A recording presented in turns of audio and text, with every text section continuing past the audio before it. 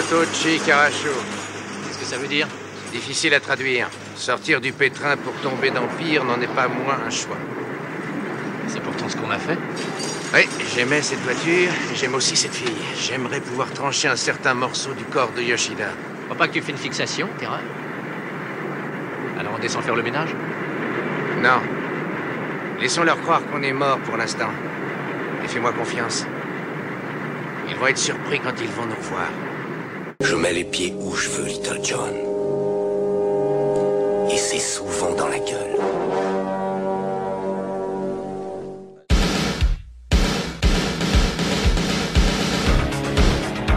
Je connais le kung-fu.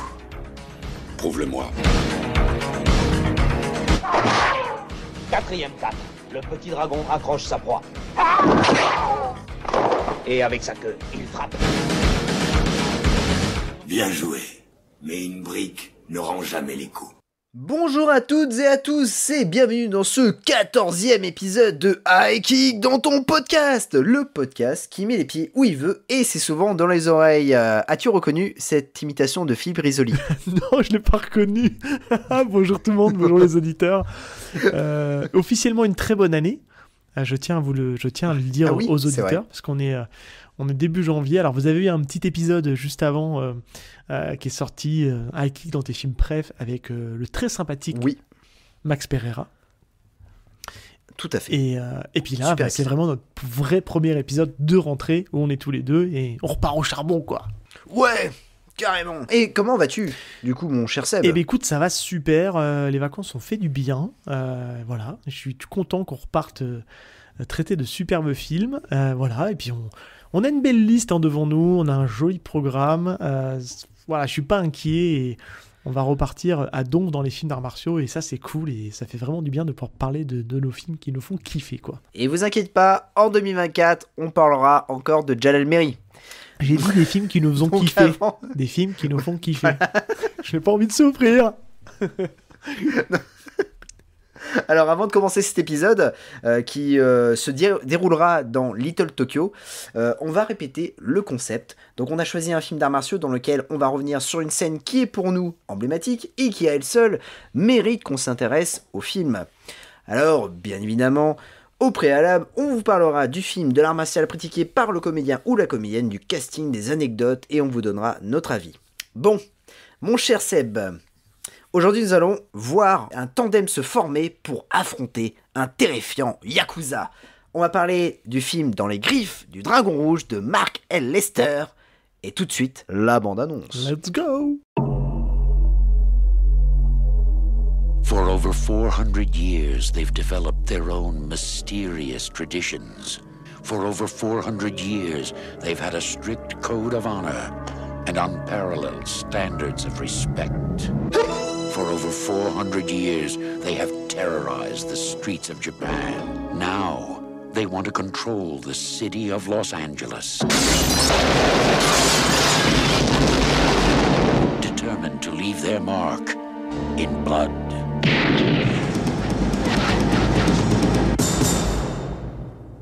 Dolph Lundgren and Brandon Lee are ready for a showdown in Little Tokyo.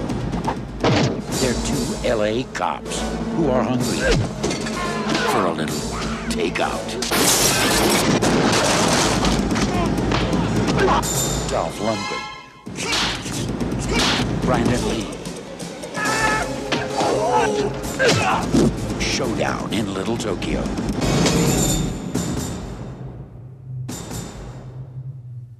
Alors, Dans les griffes du Dragon Rouge est sorti au cinéma en 1991, époque phare du cinéma d'arts martiaux hollywoodien. Malheureusement, ça sera un redoutable échec commercial et public pour la Warner, qui est le distributeur du film.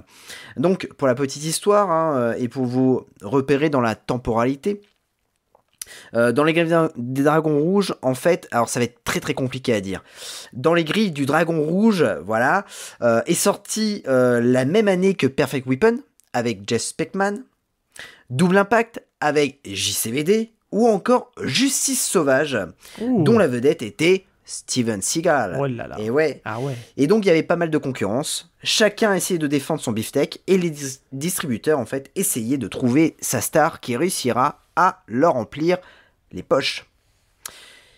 Mon cher Seb, peux-tu nous parler de ce film? Ouais, de Showdown in a Little Tokyo, en anglais, on peut le dire aussi. Yes. Par où commencer? On peut la faire assez simple parce que il y a quand même un mini twist mais qu'on capte dès le début, mais sur les origines de Kenner. Donc on a Chris Kenner qui est un gros bras de la police de Los Angeles, qui son but, lui, c'est d'éradiquer la pègre et notamment les Yakuza, hein, qui ont investi Los Angeles et notamment dans le quartier de Little Tokyo.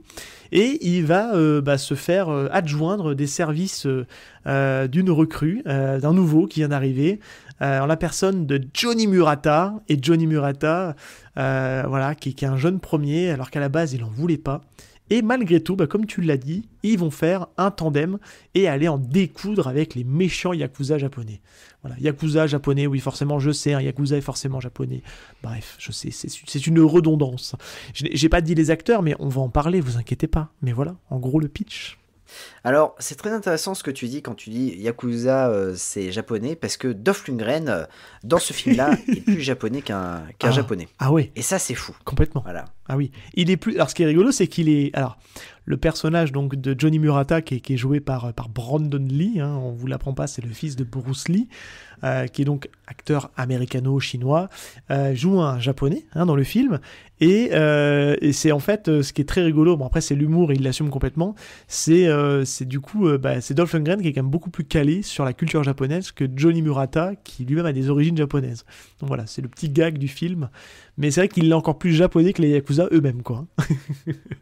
Alors, Murata, comment ça se fait que tu ne connaisses rien à ta propre culture? Ma culture? Écoute, Terreur, j'ai été élevé aux États-Unis. Mon père est blanc et il est dentiste. Alors parle-moi de boutique, ou bien de magazine, ou bien de faire la course sur la route de la côte. Ça ne m'explique pas le Bushido. Ma mère tenait à me faire partager sa culture, j'ai dû apprendre les arts martiaux. En ce moment, elle voudrait que j'apprenne la présentation des fleurs. Mais pourquoi pas la dentelle? Et toi, d'où viens-tu? J'ai été élevé au Japon. Et est-ce que tu as dû apprendre ces trucs pour arranger les fleurs? Un guerrier qui ne connaît qu'un seul aspect des choses est un homme vulnérable lorsqu'on l'attaque. Beaucoup de samouraïs écrivent ce genre de poèmes. Ah, mais des poèmes sans rime. Dans Les Griffes du Dragon Rouge est un peu un cas d'école dans le monde redoutable du 7e art, en commençant par son casting 100% action, donc qui met en vedette en fait Dolph Lundgren et Brandon Lee. Donc pour le premier, c'est un peu la dernière chance de devenir une immense star Hollywood, et pour le second, c'est l'opportunité de sortir de l'ombre de son père et d'écrire sa propre histoire. Mais c'est pas tout. Car on va mettre un acteur emblématique dans le rôle du méchant, le grand Kari Haruki Tagawa, qui jouait la même année dans Kickboxer 2. Qui est l'asiatique du moment, quoi. Oui, voilà, tout à fait. Puisqu'il a joué dans Kickboxer 2, et durant cette décennie-là, en fait, il est devenu un méchant cultissime du cinéma d'action.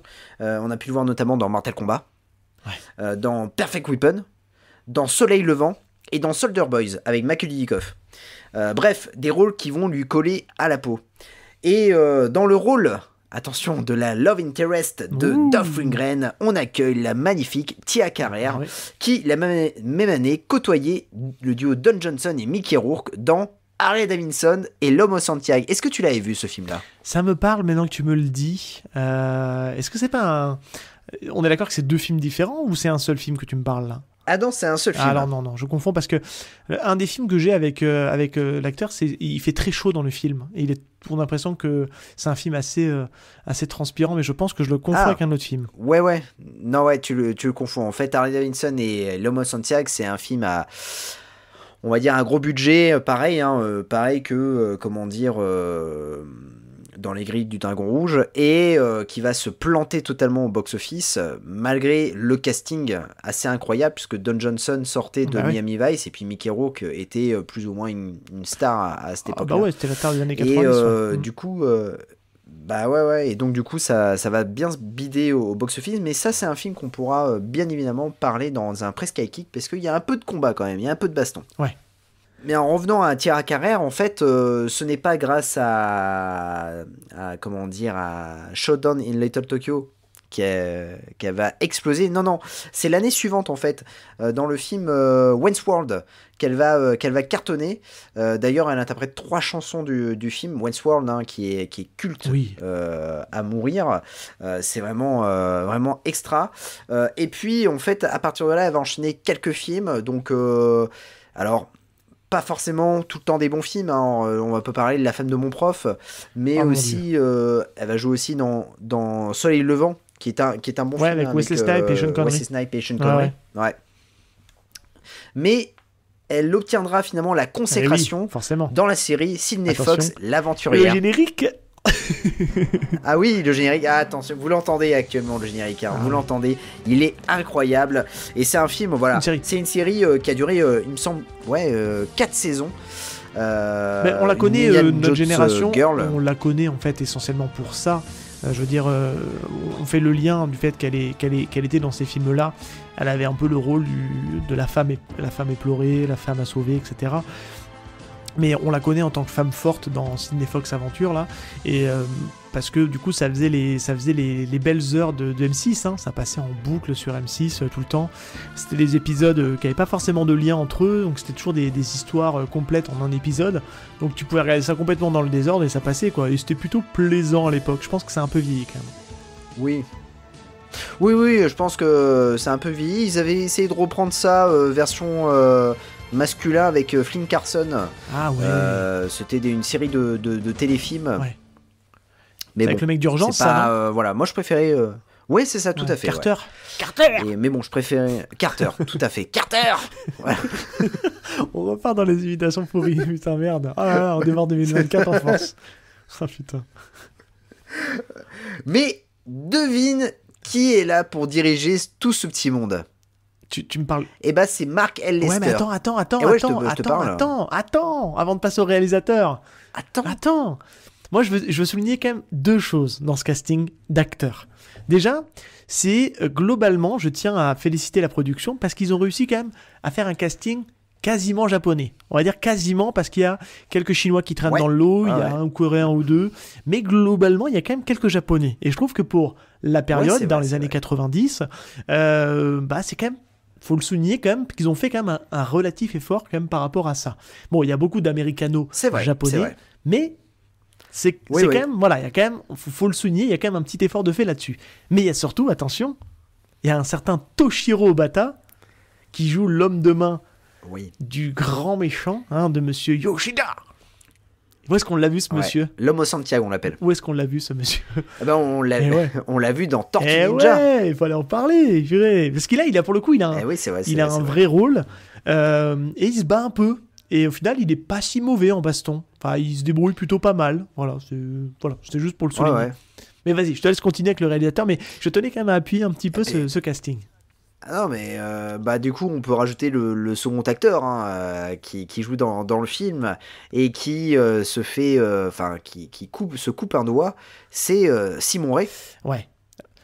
Qui est le frère de Philippe Ray, et puis best of the best du coup. Je l'ai pas reconnu au début, j'ai mis un temps en fait, parce que entre Dehan et son cache-œil, et du coup là je t'imitais en train de dire Dehan dans l'épisode Best of the Best. Là, cet épisode est interconnecté, c'est incroyable.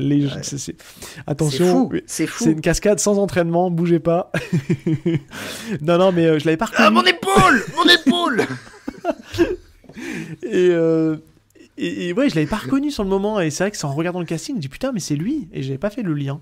Et c'est un joli casting en tout cas. C'est un joli casting, et donc on va revenir sur le réalisateur. Donc du coup, Mark L. Lester, pour toi, je te dis ce nom-là, tu me sors quoi comme film ? C'est les classes 84, classe 99, et alors oui. Et c'est surtout. Mais attention, c'est surtout un film. Oula. Cher, on va faire un petit brofist à distance à notre poteau Creepers qui est venu nous parler de Mortal Kombat. Voilà. C'est un peu le film du... C'est comment dire ? C'est le Ciao Pantin de Schwarzenegger. Non, je déconne. C'est pas le... non, c'est pas le Ciao Pantin de Schwarzenegger. Mais oui, c'est c'est le grand commando, quoi. Moi, j'adore ce film aussi, hein. Je tiens à le dire. Oui. Ouais. Ah, j'adore. Alors, si, il y a un seul truc que j'aime pas dans ce film-là est film-là, incroyable.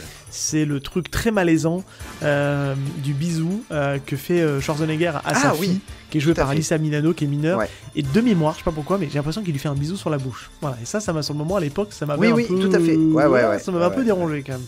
Bref, mais sinon le film est cool. Ah, le film est vraiment cool. Il coupe du bois. Enfin voilà. Il porte du bois, il tire au Il bazooka. dézingue des ennemis. Puis il y a le sosie officiel de Freddie Mercury qui joue dedans. Donc c'est. Elle est très bonne. Ah, je l'ai.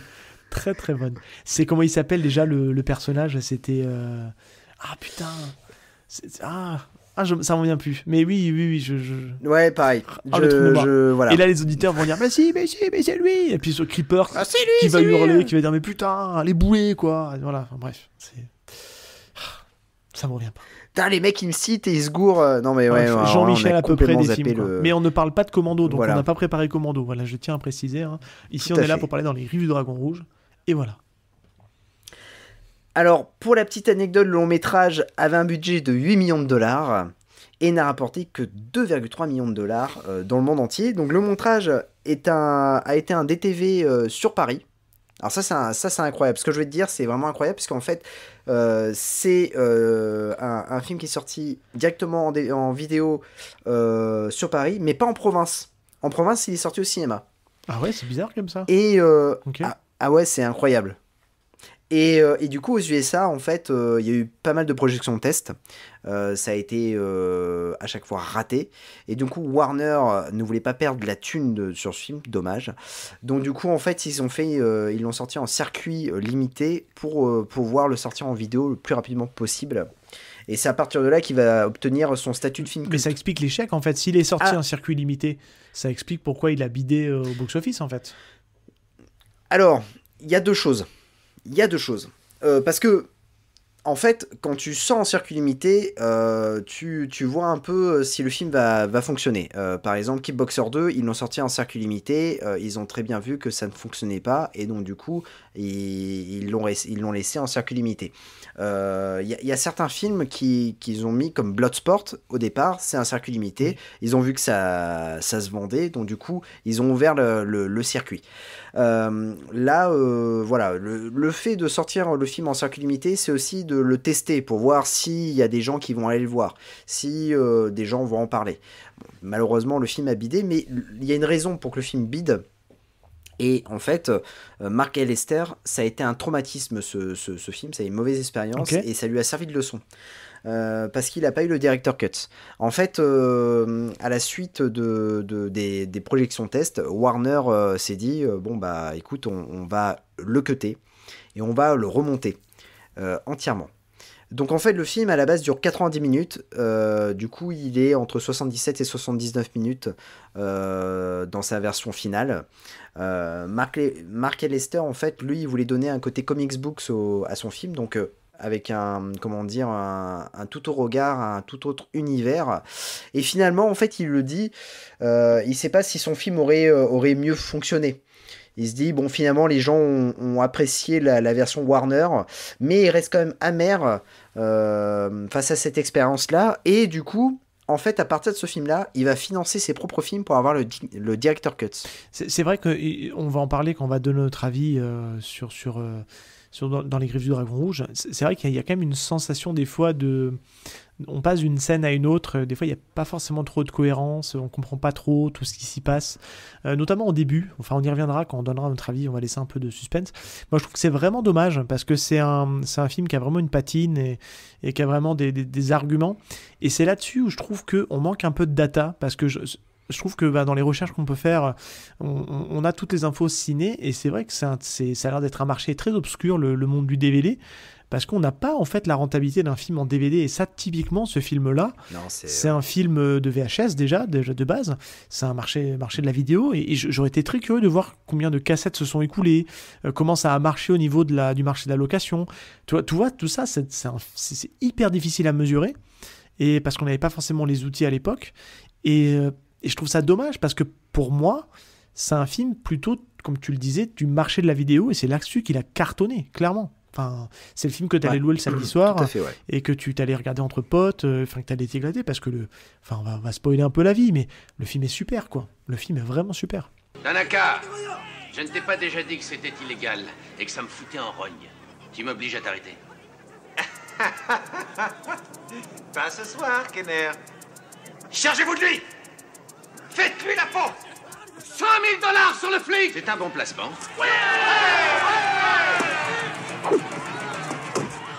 Ouais, il a une bonne BO, il y a des... puis il y a un bon duo d'acteurs, Ouais. mais ça se voit aussi que le film est rushé de ouf, complètement. quoi. Ouais. Voilà, c'est 1h17, c'est... généralement, bon, on va en parler un peu dans notre avis, mais généralement, quand le héros s'entraîne, le training montage dure 2-3 minutes, voilà, là il dure 30 secondes, quoi. Ouais, Donc, puis on aurait, on va pas déflorer, on va avancer sur le truc. Ouais. Il y a aussi des choses à dire sur le rôle de Brandon Lee, qui est... Bref, Ouais. on se garde ça pour après, il n'y a pas de souci, mais c'est vrai que c'est dommage. D'ailleurs, en fait, là, alors, peut-être on va en offusquer plus d'un, hein, mais là, cet épisode, c'est vraiment un épisode réservé à Dolph Lundgren. Ouais. Et voilà. Pourquoi ? Parce que Brandon Lee est un second rôle, même si c'est la deuxième tête d'affiche, mais c'était vraiment, en fait, à la base, ce film, c'était vraiment pour que Dolph Lundgren explose au cinéma. Et donc, du coup, on va s'intéresser à son art martial, et vous inquiétez pas, on réserve Brandon Lee pour un super film qui est Rapid Fire. Voilà. Donc, mon cher Seb, Oui. peux-tu nous parler de son art martial, Eh ben, s'il te plaît ? on va encore faire un petit peu de comment dire, de part-belle au karaté. Donc, essentiellement, Dolph Lundgren, il a commencé son premier style, c'est le Goju Ryu, mais c'est pas vraiment là-dessus dans lequel il a excellé. C'est plutôt, on va revenir et ça va être l'occasion aussi de refaire un petit, parce que ça remonte déjà un petit peu loin maintenant.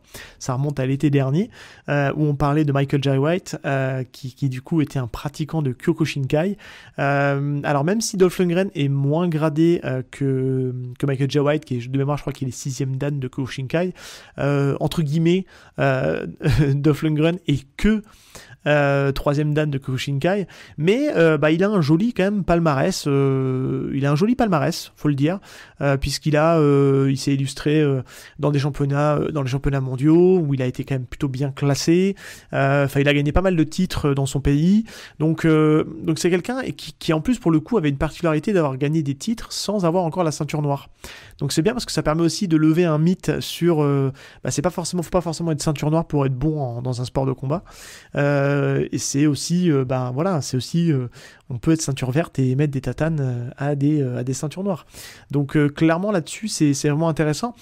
Pour rappel, le Kyokushinkai c'est toujours un art moi que j'ai secrètement voulu faire, mais je me dis est-ce que j'ai le physique pour, parce que c'est un sport d'impact. On rappelle la traduction c'est l'école de l'ultime vérité qui a en fait axé en fait son style sur l'efficacité et plutôt dans un cadre de combat réel, et dont son fondateur est Oyama, qui est en fait c'est son nom japonais, mais à la base c'est un coréen.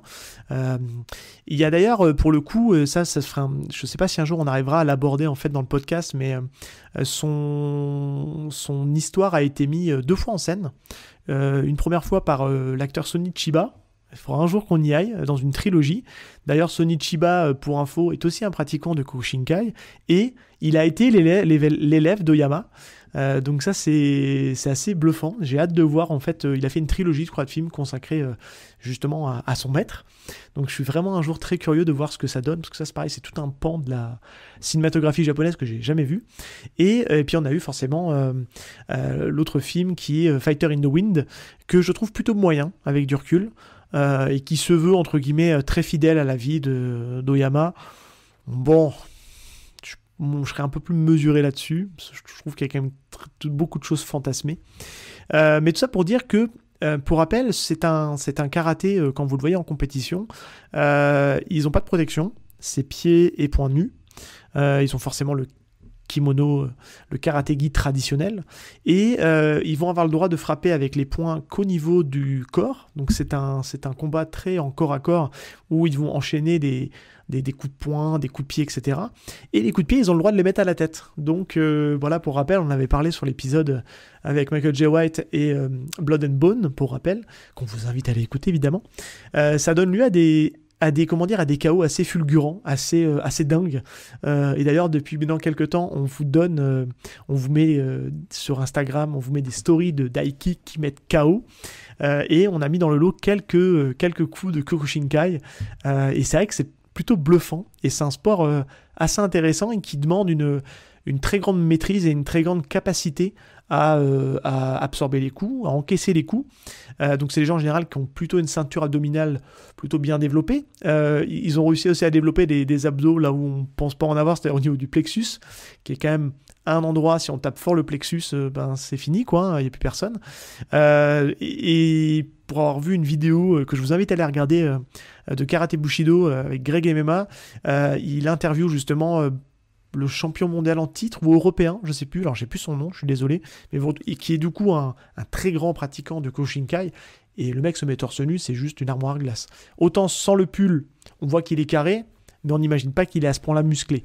Et c'est des gens qui ont, les pratiquants à haut niveau de ce star martial-là, ont vraiment travaillé cette capacité à absorber les coups, à encaisser les coups, et c'est vraiment bluffant. Et c'est pour ça que ça fait un art martial très intéressant.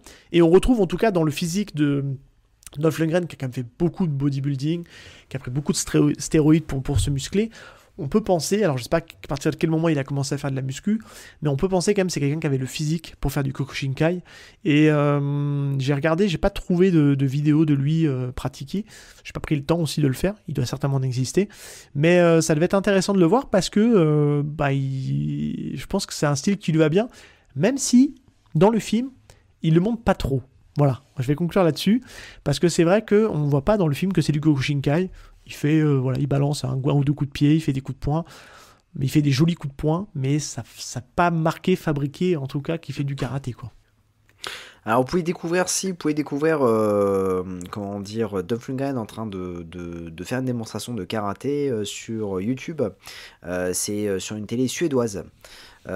Où c'est une sorte de télématin en Suède, et il vient pour faire une démonstration avec donc je crois que c'est avec la présentatrice ou le présentateur, donc il est en kimono, et c'est vrai qu'on se dit purée, on n'a pas l'habitude de voir Dolph Lundgren se battre, mais surtout on n'a pas l'habitude de le voir comme ça, et c'est plutôt intéressant à voir. Donc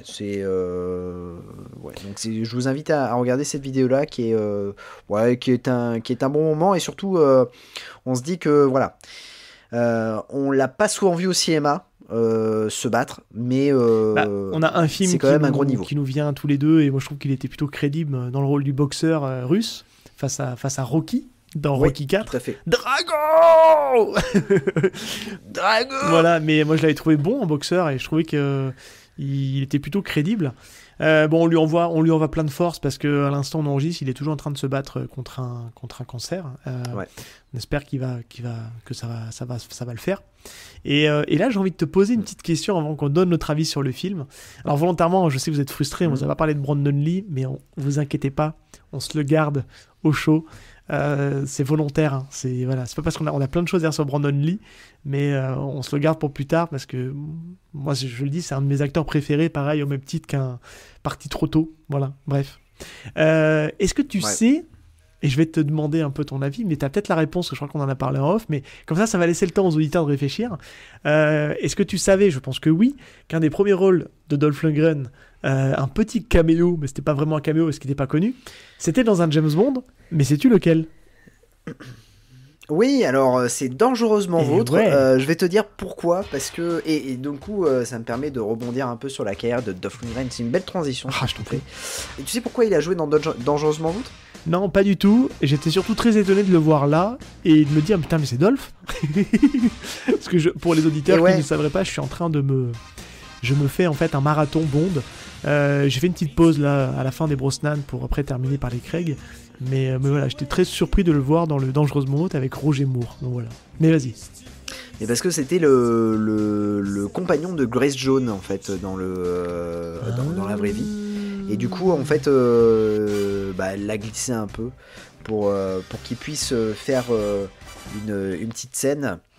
Et c'est très intéressant. Dolph Lundgren, il a une carrière super intéressante parce que il est arrivé à la fois au bon moment et trop tard, puisqu'il est arrivé au bon moment avec Rocky IV, où il a été propulsé par Stallone. Et puis après, malheureusement, il a été collé au rôle du méchant russe.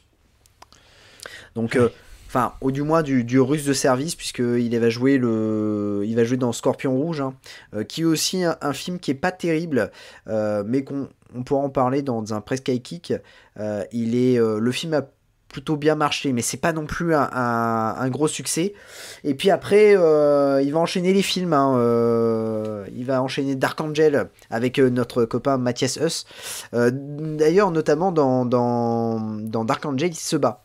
Il balance quelques coups de pied et c'est vraiment cool quand il se bat et tu te dis il sait se battre et ça c'est top. Il va jouer aussi le rôle de Frank Castle dans The Punisher en 89. Et puis Universal Soldier en 92 avec Jean-Claude Van Damme qui lui donnera finalement un second souffle à sa carrière, mais sa carrière s'arrêtera finalement, sa carrière grand écran s'arrêtera en 95 avec 2 films, à la fois Johnny Mnemonic avec Keanu Reeves, et puis le second film c'est L'Homme de guerre qui rassemblera 500 000 entrées en France, qui est mis à part Rocky IV je crois et Universal Soldier, c'est un des plus gros succès si mal, pour un de Dolph Lundgren en France. Bah ouais, carrément. Et puis bon, après, il va très vite tourner dans des DTV qui vont se tourner en Roumanie, Bulgarie, voilà. Mais pour autant, il va jamais s'arrêter de tourner et il va aussi connaître une autre carrière, c'est la carrière de réalisateur. Et c'est là où on va se rendre compte que, il est pas si mauvais en tant que réalisateur parce que il sait tenir une caméra. Si vous avez pas vu le film Icarus, c'est vraiment pas mal. Ou je crois qu'il y a Missionary Man qui est plutôt top. Et puis Stallone reviendra vers lui dans les années 2000, en 2010, pour lui confier le rôle de Gunner dans The Expendables. Traître. Et donc du coup à partir de là, il va alterner il est traître. Grosse production. Il est plus traître. Mais on sait plus. Oui, voilà, c'est ça. Et puis après, il va devenir l'intello du groupe. Mais ce que je veux dire, c'est qu'il va enchaîner à la fois des grosses productions, puisqu'on va le voir aussi dans Aquaman, et puis aussi des DTV, donc il va enchaîner. Là, le dernier qu'il a fait, c'est avec beaucoup de DTV. Ah oui, non, mais par contre, c'est la star des DTV, et je crois qu'il a joué dernièrement avec Scott Adkins en Piège de métal, c'est ça ? Ouais, qui est pas si mauvais, il est pas si mal en vrai, moi je l'ai pas trouvé désagréable, c'est un bon direct-to-vidéo, alors c'est lui qui le réalise aussi, pour info. Mais il est pas si nul en vrai, ça se laisse regarder, c'est pas de la grande prétention, mais c'est plutôt c'est un die-hard, on va dire, un peu aussi, au mauvais endroit au mauvais moment, mais bref, avec une espèce de recherche de butin à récupérer sur un chantier. C'est un scénario qu'on a déjà vu 50 000 fois, mais le film est pas désagréable. Après, c'est dommage parce que je trouve que c'est un mec qui passe bien à l'écran. Et c'est vrai qu'il s'est quand même cantonné dans ces 20 dernières années à que du DTV. Et il y en a à l'appel. Il n'a pas arrêté de tourner. Il a tourné énormément. Ouais. Et beaucoup de purges quand même. Mais moi, je suis prêt à sauver toute sa partie des années 90. Parce qu'en vrai, c'est pas des films désagréables. Même s'ils sont un peu ratés par moments. Mais t'arrives quand même à leur trouver un peu de sympathie. Et même le très moyen de Johnny Mnemonic, moi, je l'avais pas trouvé désagréable non plus à l'époque, tu vois. Même si c'est abidé, tout ça. Voilà. Bref, c'est comme ça.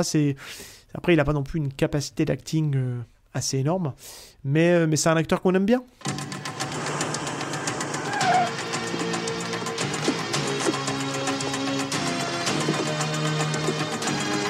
Je surveille la porte.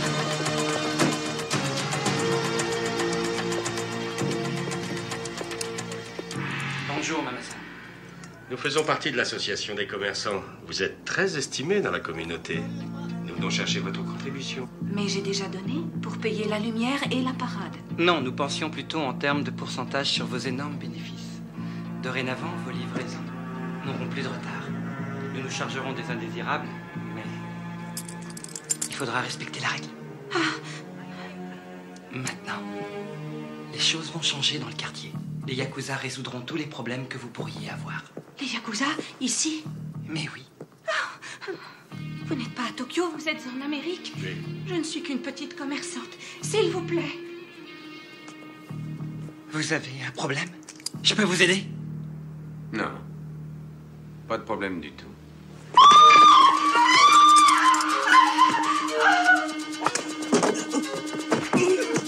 Très bien, arrêtez, on se calme. Tant que je n'ai pas déjeuné, je suis vraiment très mal luné.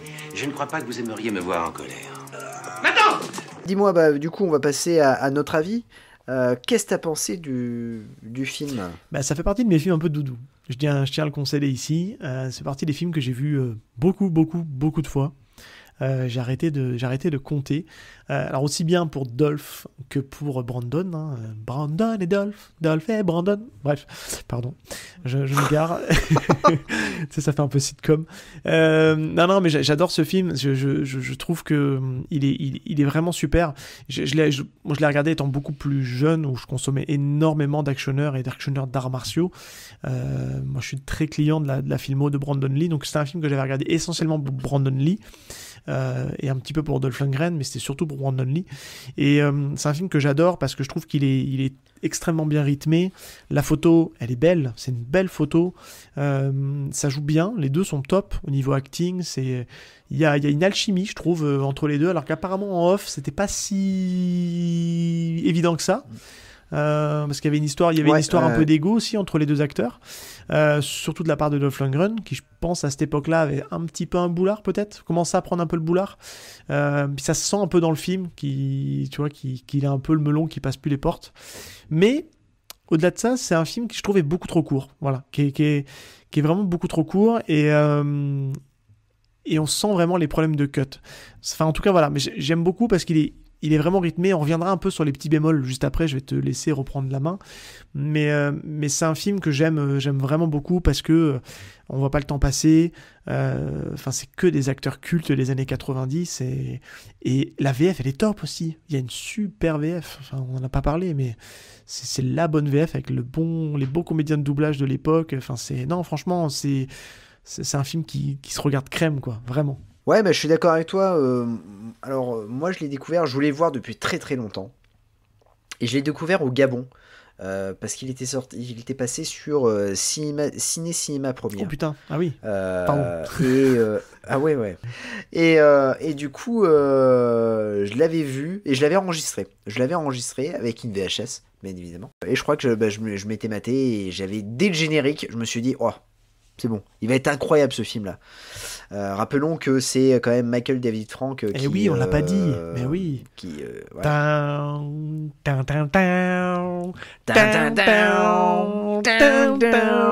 Il est ultra connu, le thème. Bon, on va vous le mettre aux oreilles, ça sera mieux que nos voix de crécelle. Mais le thème est génial. Alors, il passe des fois un peu en overdose. Mais il est super. Ouais. Du coup, en fait, on est d'accord, si je te le mets en blind test, tu le trouveras. Ah bah 100%. Ça fait partie des thèmes cultes. Si tu me mets une question facile, j'y vais. Référence à l'épisode de Noël pour ceux qui ne l'ont pas, où Jazz a été une petite enfoirée, une enflure. Voilà. D'ailleurs, c'est pas Michael David Frank, c'est David Michael Frank. Oui. Voilà. Qui est un compositeur vraiment très prolifique dans les années 90, puisque Justice Sauvage, c'est lui, Échec est mort, c'est lui. Sur la défensive, c'est lui. Best of the Best 2, c'est lui. Ouais, assez fou. Voilà, c'est tous les films que j'ai essayé de te faire découvrir.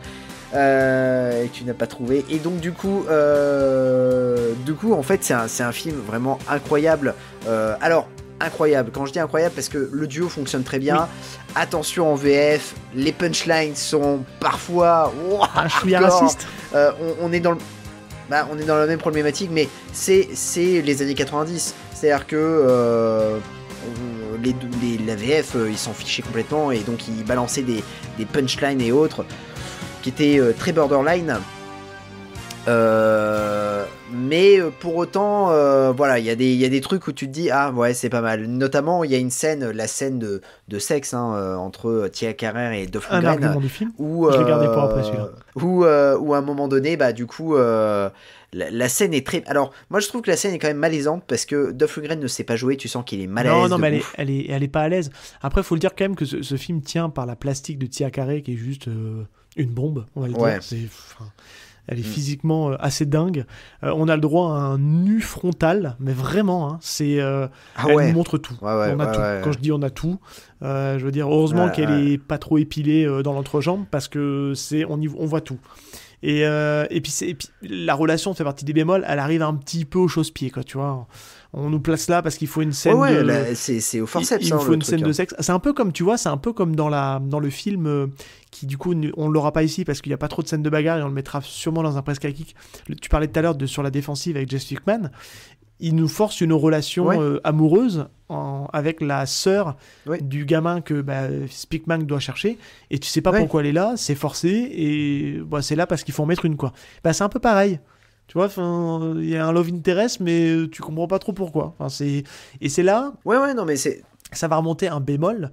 C'est que là, tu comprends que tu as des soucis dans le montage. Et c'est là où je vais rebondir là-dessus, puis je vais te laisser reprendre la main. Tu as des scènes, des fois, qui passent d'une scène à l'autre, tu comprends pas. Tu vois, par exemple, dès le début, on suit Dolph qui, du coup, intervient dans une boîte de nuit, fait un carnage dans une boîte de nuit, et la scène d'après, il est en train de prendre son petit-déj au restaurant. Et t'as pas de scène entre les deux. Toi, direct, t'arrives au restaurant.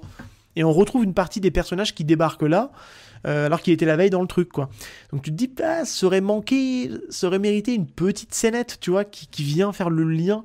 Et comme justement, tu sens que ça a été coupé, ça manque de 2-3 scènes avec Tia Carrère pour mettre un peu plus de lien entre les deux, tu vois. Et ça manque aussi, pareil, de quelques scènes avec Brandon Lee, qui, je pense, a clairement été coupé au montage, parce qu'on le voit pas beaucoup, finalement, Brandon Lee. On le voit pas tant que ça. Il est là, mais j'aurais aimé le voir plus. Et c'est vrai qu'il y a un petit côté un peu frustrant où tu te dis, j'aurais quand même vu un petit quart d'heure, 20 minutes de plus, quoi. Tu vois ? Ouais, c'est un peu problématique ce cut. Moi, je trouve qu'il y a aussi une incohérence parce qu'il y a un acteur qui joue plusieurs fois dans le film. C'est-à-dire qu'il meurt au début et puis on le revoit dans quelques scènes après et on va le revoir après avec une moustache. Donc je crois qu'il y a un problème. Il y a eu un problème d'incohérence de cut. Shots, hein, et je voulais revenir sur les. Ah ouais. Puis je voulais revenir sur la punchline de la scène de sexe, puisque en fait, pour ceux qui l'ont vu, on vous remémore facilement le truc. Dolph Lundgren est allongé dans le lit lui, genre, il ne dort jamais. Et en fait, il y a Tia Carrère qui rentre dans sa chambre et lui, hop, il se lève directement et elle lui dit je vous ai pas vu venir. Et du coup, il y a la scène de sexe qui est complètement... Enfin, moi, je la trouve malaisante, cette scène. Et en fait, t'as Tia Carrère qui dit je t'ai senti venir cette fois-ci.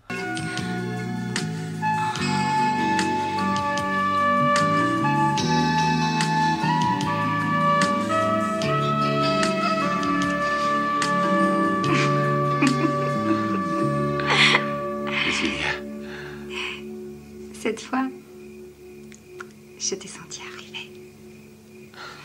Brandon Lee aussi a quelques punchlines, puisque quand ils vont devenir copains, les deux ils vont devenir copains et ils disent on va capturer ces mecs et on mangera des sushis sur les corps des femmes. Et là tu te dis waouh, putain mec. Je fais équipe avec un obsédé maniaque qui ne pense qu'à une seule chose, venger ses parents. Compris? Je vais dire à Nelson que ça ne colle pas entre nous. On te confiera une autre affaire. C'est comme tu voudras. Mais avant ça, tu vas faire les choses clairement. En règle. Comme un flic du XXe siècle et pas comme un guerrier samouraï. On coffrera ce type. Et quand on l'aura eu, on ira goûter aux poissons qui trônent sur ses filles.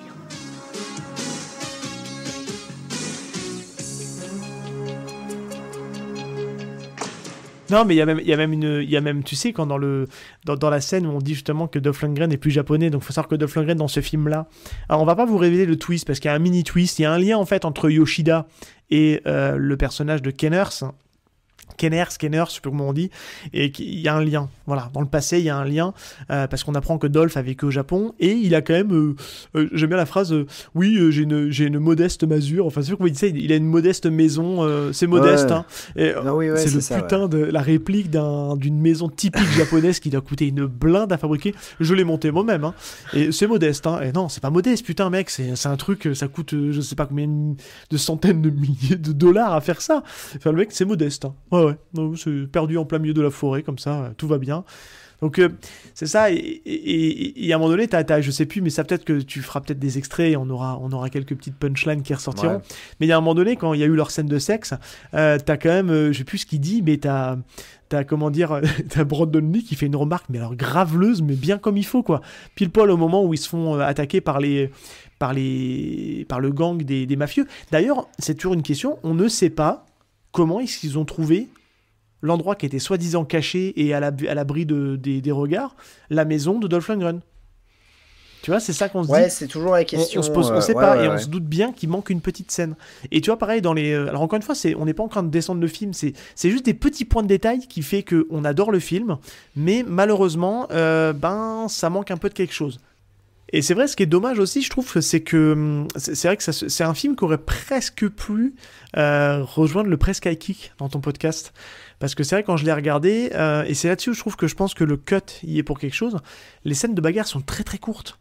Et je trouve que autant des fois, tu vois, il y avait du Jalal Meri, on se disait, purée, elle est longue la scène, quand est-ce que ça s'arrête? Parce que c'est laborieux.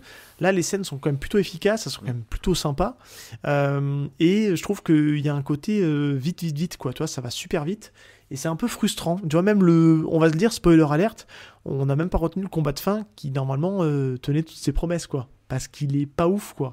Et c'est bâclé en 2 minutes, quoi, tu vois. Et c'est assez dommage. Enfin bref, je te laisse éventuellement racheter les trucs, mais c'est vrai qu'il y a un petit côté, moi j'adore ce film, mais je suis un peu contrarié aussi quelque part, tu vois. Non, mais je suis d'accord, et puis même le combat de fin est hyper rapide, et finalement Dolph Lundgren gagne, mais un coup de bol. Enfin franchement, c'est pas parce qu'il se fait quand même pas mal maîtriser. Ce qui est assez dingue pour quelqu'un qui décide d'affronter le méchant en kimono. Ouais, ça on comprend pas pourquoi d'ailleurs. Pourquoi un kimono? Non, voilà, pourquoi? Non mais c'est... Voilà. Alors que je trouve beaucoup plus pertinent le combat de Brandon Lee et du bras droit de Monsieur Yoshida. Ouais. Qui est... Alors toi t'es pas forcément d'accord, mais je trouve quand même... il est bien, mais il est vite emballé. Par rapport T'as rien à dire en fait sur ce combat. Ah oui, bah il est vite emballé. Hein. Oui, il est pas super bien filmé non plus. Tu vois, il y a un côté un peu trop près. Et ce qui fait qu'on voit pas les coups de pied, enfin, tu vois, c'est dommage. Et pour autant, t'as des moments où on voit les coups de pied taper à la tête, enfin, toi, il y a des côtés très sympas au niveau impact, mais celui-là, c'est pour ça que je te dis, je veux pas le retenir, parce que je trouve c'est emballé en 1 minute, il lui met un coup de pied, et il tombe dans le bac à truc pour faire frire la drogue. Ouais, c'est pas... Ouais. Non, c'est pas génial, mais bon, voilà. Il y a pas énormément de combats, et d'ailleurs, mon cher Seb. Oui. Es-tu prêt? Bah oui, je suis prêt, on va en parler, parce qu'il y a des choses à dire, quand même. Et bah oui, passons tout de suite à la scène que nous avons retenue. Allez. Alors, quelle scène nous avons choisie? Et bah c'est la scène des bains, voilà, c'est la scène des bains japonais. Et oui, tout à fait. Qui arrive à peu près à la moitié du film, je dirais, quelque chose comme ça. Oui, c'est avant la scène de la maison japonaise de Dolph Lundgren, et c'est grosso modo après la première rencontre entre nos deux acteurs, hein, qui se passe dans un bar où il y a un énorme quiproquo. Je trouve d'ailleurs la scène est vraiment très sympa. Et d'ailleurs pas assez longue. J'aurais aimé les voir se battre plus longtemps. Voilà, bref, je fais encore un petit parallèle parce qu'on attend à ce qu'ils se battent un jour tous les deux et pas tant que ça. Enfin bref. Et celle-là, pourquoi elle est bien? Donc en fait, on a nos 2 acteurs, pour resituer un peu le contexte de la scène, qui vont dans les bains japonais où et Yoshida et une partie de son équipe, et on va voir nos 2 acteurs qui vont rentrer. Alors, ce que j'aime beaucoup dans cette scène-là, c'est que ça fait quand même plutôt la part belle au côté martial de Brandon Lee. Voilà, on n'a pas parlé des arts martiaux de Brandon Lee en intro, mais c'est quand même lui qu'on voit se battre, et il y a quand même quelques coups vraiment très très très cool. Et pour vous décrire la scène, grosso modo, il rentre en fait dans ce bain qui est un peu mystérieux, qui est un peu caché, mais Kenner sait qu'il y a, c'est un peu le repère des Yakuza là-dedans. Et ils y vont au forceps, ils rentrent, ils ont pas de mandat, ils ont que dalle, ils rentrent, ils ont en mode gros bourrin. Et ce que j'aime beaucoup, c'est là, on voit, ça rentre d'entrée de jeu où Brandon Lee se fait 2 gardes avec les jambes, quoi. Et j'adore ses coups de pied. Je trouve qu'il y a de l'impact, on sent qu'il s'arrête vraiment pas loin, je pense qu'il touche à un moment donné, parce que on est vu en 2D, vous savez, comme sur les jeux de combat, en fait, et il envoie un coup de pied en bas, un coup de pied en haut, il tape la tête, tam, terminé, et c'est lui qui élimine, entre guillemets, les 2 gardes à l'entrée, avant de rentrer dans le bain, et... En grosso modo, on va voir d'un côté, ils vont donc en venir au bain avec les hommes de Yoshida. Il va y avoir d'un côté Lundgren qui va grosso modo passer son temps à se battre avec un sumo. Et la scène est plutôt rigolote. Et d'un autre côté, on a Brandon Lee qui va venir avec donc le copain de Shredder, hein, pour ceux qui ont la ref, et une partie de ses gars. Et là, je trouve que c'est la maestra de Brandon Lee en termes de coups. J'adore cette scène parce que c'est très court, encore une fois. La scène fait... L'intro que je vous ai dit, plus un machin, c'est grosso modo 3:30, 3:40. Vous voyez, c'est assez court hein, comme scène.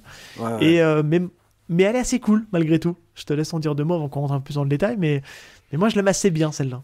Moi, j'aime assez bien parce qu'en fait, tu sens la provocation de Dolph Lundgren. Voilà, il arrive dans les bains, il n'a pas le droit d'être là, mais il s'en fout. Lui, il est là pour casser des bouches et surtout Monsieur Yoshida. Et c'est d'ailleurs, il me semble que c'est là où le twist est révélé.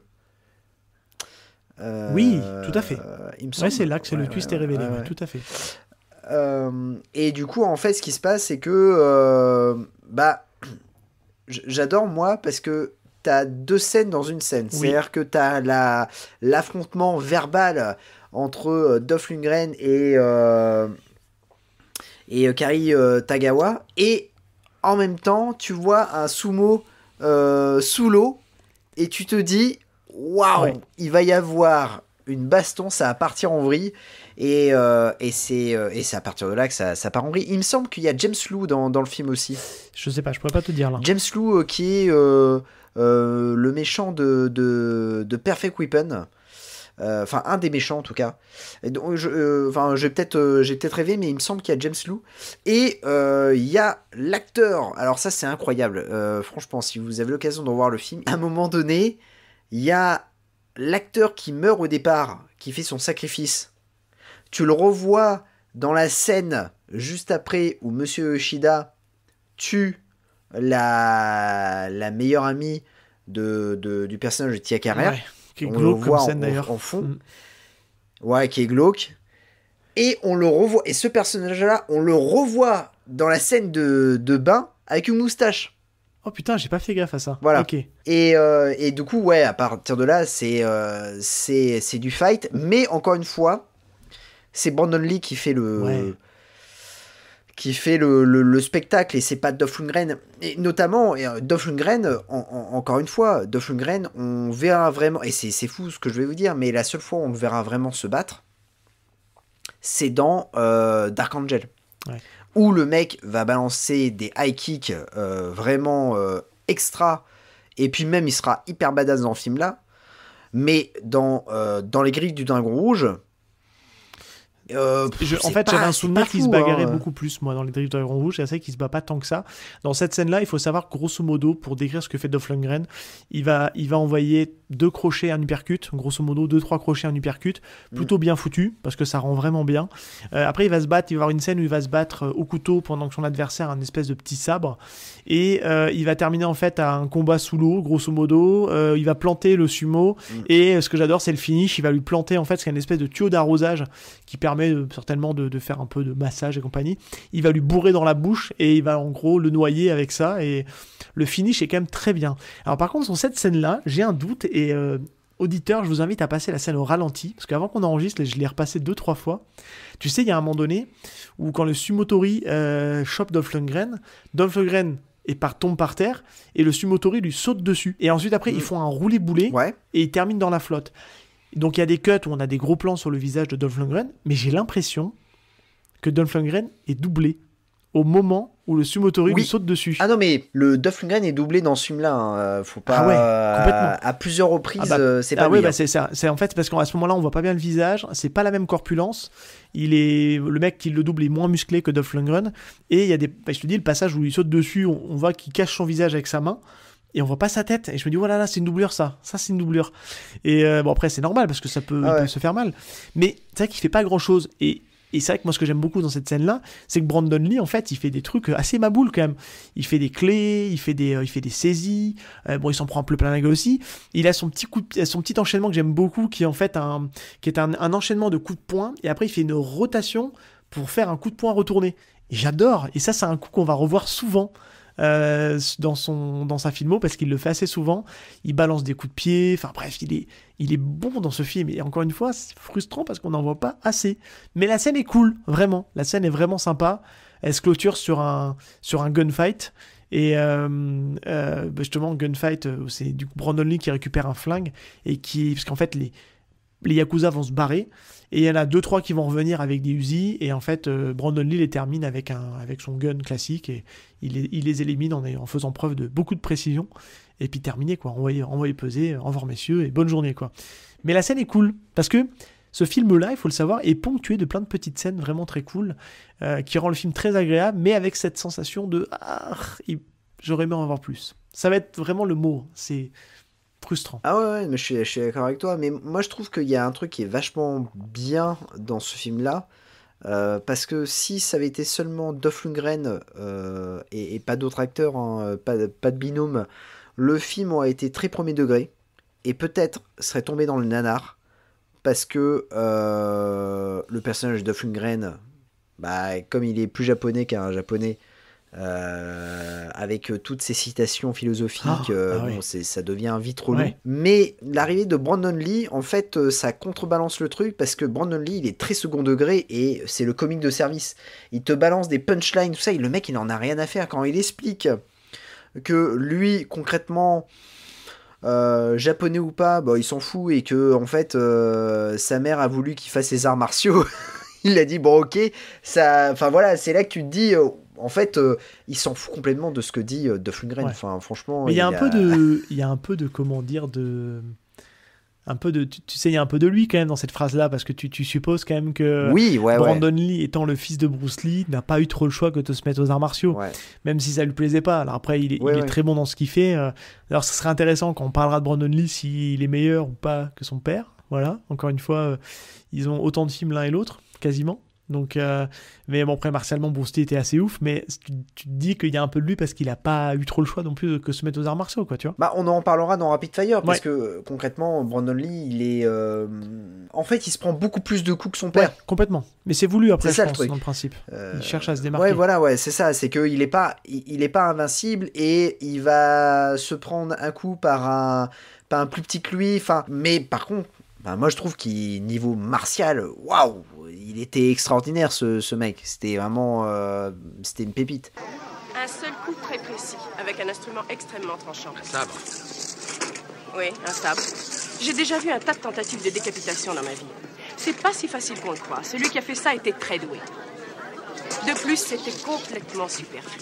Ce qui veut dire ? Ouvrez le sac. Regardez ses yeux.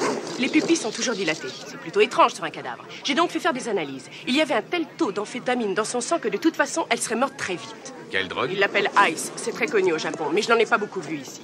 C'est un truc bien pire que le crack que nous connaissons. Si ça arrive jusqu'ici, je peux vous assurer qu'on a réellement du souci à se faire. Merci, Russell. Y a pas de quoi. Dommage pour moi, c'était plutôt mon style de fille. Mais en tout cas, on vous le recommande. C'est un film qu'on vous recommande vraiment, parce qu'il est chouette, et on espère avoir parce qu'elle existe dans des pays espagnols, Angleterre, anglais, etc. Ouais. On espère avoir une vraie édition Blu-ray un jour, et pourquoi pas, on croise les doigts, un jour peut-être avoir le vrai cut. Écoute. Moi j'espérais, ça fait 30 ans que le film est sorti, j'espérais le director cut. Est-ce que la copie est toujours là ? C'est très bien. Je pense que qu'il Cobra. n'y a plus de copie. Non, mais alors après, est-ce que c'est la même histoire que Cobra ? Parce que je sais que Stallone, je crois que Cobra, les copies ont brûlé, mais Stallone a récupéré quelques trucs parce que le film Cobra dure 2 heures à la base. Et il a été cuté, recuté, donc du coup il fait 1h28 à la fin. Je sais pas, tu sais, il y a des copies qui sont égarées dans des laboratoires. Peut-être qu'il y a moyen de trouver ce fameux director cuts. Parce que voilà, ça peut être, comme dit Mark L. Lester, ça a une autre dimension, quoi. Ouais, je suis vraiment très curieux de voir ça. Et puis encore une fois, c'est pareil, moi j'ai une édition DVD il n'y a pas de bonus dessus. Et j'aurais aimé avoir des bonus, des trucs comme ça, enfin voir les scènes coupées, d'avoir du making-of un peu. Bon, après, c'était peut-être pas la logique aussi du studio, j'en sais rien à ce moment-là. Mais c'est dommage. Enfin bref, encore une fois, c'est un film que j'aime beaucoup parce que c'est le côté un peu doudou générationnel qui parle. Et je suis conscient de ses défauts, mais il reste très regardable. C'est ce qu'il faut se dire en tout cas. Allez le voir, vous allez passer un bon moment. Voilà, 1h17, c'est facile à caler. Donc voilà. Eh bien, écoute, mon cher Seb. On est pas mal. Nous avons terminé avec cet épisode qui était vraiment très très sympathique. Le prochain épisode va être aussi très sympa et pour moi ça va être une véritable découverte, voilà, c'est totalement inédit. D'ailleurs je pense que ça sera toi qui parlera beaucoup plus dans l'épisode prochain, c'est possible. Mais du coup voilà, le prochain c'est un acteur qu'on n'a pas encore dont on n'a pas encore parlé. Non, il me semble pas. On l'a name droppé plusieurs fois. Non, on l'a name droppé plusieurs fois. Oui. Au moins à chaque fois dans une émission, on le name drop cet acteur. Mais voilà. Donc voilà, mais on se retrouve dans 15 jours. Ouais. Il y aura peut-être une petite surprise entre les 2 épisodes. Ouais. Si tout va bien. Oui, il y aura une petite surprise entre eux. Bah oui, ouais. Et puis bon, écoute, n'oubliez pas de mettre 5 étoiles sur vos plateformes de podcast pour que l'on soit référencé. On vous fait des bisous, on vous dit à plus. Ciao. Ciao tout le monde.